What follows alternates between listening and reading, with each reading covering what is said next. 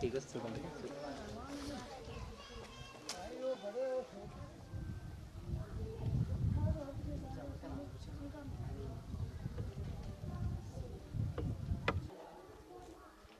देखो लाओ नोटबुक लाओ।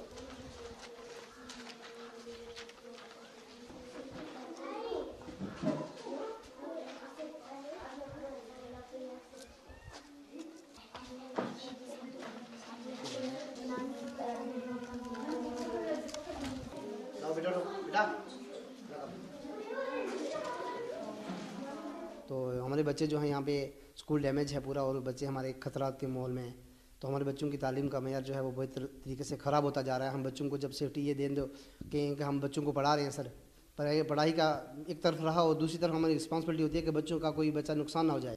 ये हम आला हज़रत से पुरज़ोर अपील करते हैं सर कि कोशिश की जाए कि हमारे स्कूल जो है वो 3 मंथ के अंदर सर प्लीज़ वो ग्राउंड लेवल पे बनाया जाए।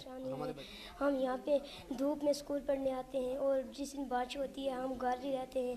यहाँ पे जब हवा चलती है तब भी हम इस स्कूल से साइड हो जाते हैं। ये बिल्डिंग टूटने का खतरा है, ये बस टूट चुकी है, इसका कोई भरोसा नहीं है हम कि किस वक्त ये टूटेगी। तो साहब से गुजारिश है कि वो जल्द से जल्द इस बिल्डिंग को ठीक करवाएं और हाँ, और जो हम इस स्कूल में पढ़ सकें और हम भी कहीं आगे जा सकें।